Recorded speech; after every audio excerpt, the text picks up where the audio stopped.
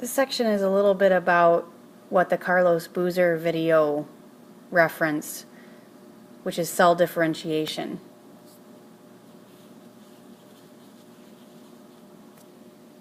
We're talking about sexual reproduction. All organisms start as just one cell, a fertilized egg that comes from the union of an egg cell and a sperm cell. Multicellular organisms go through the embryonic phase,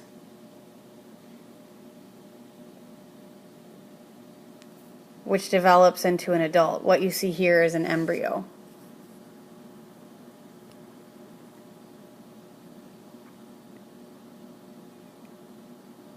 During development, the cells become more specialized, differentiated for particular functions. Plants have specialized cells in roots, stems, and leaves that do different things. So in the leaves, there are cells that carry out photosynthesis. In the stems, there are cells that transport materials. Water goes up to the leaves. Carbohydrates that are produced by photosynthesis go down to the roots, and those carbohydrates are stored in the root cells.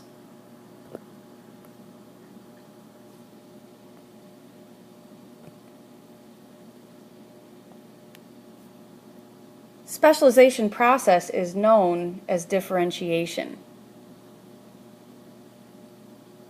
The cells become specialized to perform certain tasks.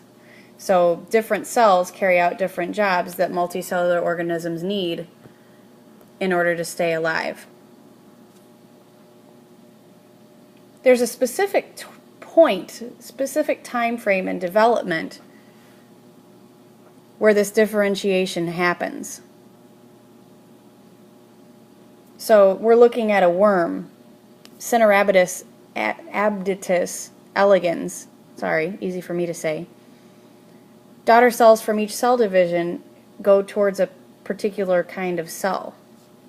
So if you look here in the diagram, by the 5th cell division, so if we have one cell divides into 2, that's one division, 2 into 4, 4 into 8, 8 into 16, 16 into 64. So by the time that there are only 64 cells in that worm, the nervous system cells begin to differentiate. Then only 3 cell divisions later, some of the cells that make the worm's outer covering, slimy layer on the outside, begin to differentiate. And then just after that, cells in the feeding organ differentiate. So it happens fairly early on.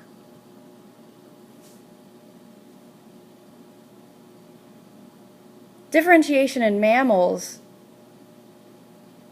is possible by a number of interacting factors. Adult cells get to a point where they can't become other types of cells. So what I want to do is give you some terms that you're going to see in the coming slides. So first is totipotent.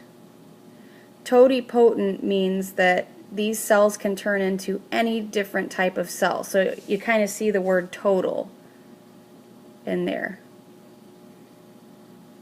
They have the potential to become the total of any type of cell. Pluripotent cells are a little more differentiated, a little more specialized, and so that's a different situation. Those cells are not as useful. So how does that happen, all of this differentiation? A cell is totipotent, like I just said, able to do everything, to form all the tissues of the body.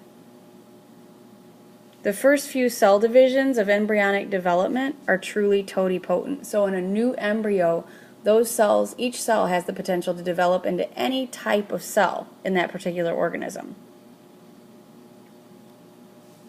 After 4 days of development, a human embryo forms a blastocyst, a ball of cells with a cluster of cells inside called the inner cell mass, which eventually becomes the human itself. The cells of the inner cell mass are called pluripotent. They're capable of developing into many, but not all, of the body's cell types.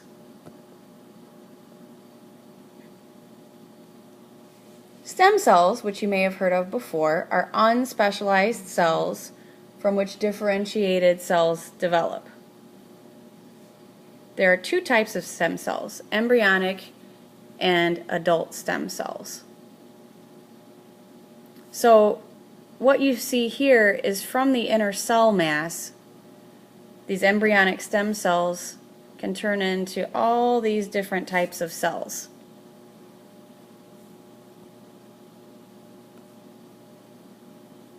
Embryonic stem cells, like I said, is found in the inner cell mass of the early embryo. They're pluripotent, so they can develop into very, very many types of cells. In fact, most cell types in the human body. Adult stem cells that are found in adults are called multipotent. They also can produce many types of differentiated cells, but not as many as the embryonic stem cells. The stem cells of a given organ or tissue can produce only the types of cells that are unique to that tissue, but nevertheless can produce new cells of that particular tissue. So how can this benefit us technologically? Scientists are trying to figure out if stem cells can help repair cellular damage from heart attack, stroke, or spinal cord injuries. The example of trying to reverse heart attack damage is shown below. So, step one here, stem cells are filtered from bone marrow that's removed from a patient's hip. The stem cells are injected into the area of damage in the heart. And then because of the surroundings of those cells in the heart, those stem cells will be prompted to differentiate into heart muscle cells. Stem cells have a lot of potential, but there are also ethical issues that surround them. So, harvesting or gathering embryonic stem cells involves destruction of the embryo. You saw this in the Carlos Boozer video, that they selected embryos based on whether or not they were affected with sickle cell disease and also whether or not they were a tissue match for their son Carmani. So the other embryos were destroyed. They weren't selected. And this is so an important political issue here is those destroyed embryos had the potential to develop into humans. And is that right? So the research is considered to be unethical because of this. On the other side of the coin, other groups say we have existing humans that could be helped. And so is that unethical to prevent these advances, to restrict the research?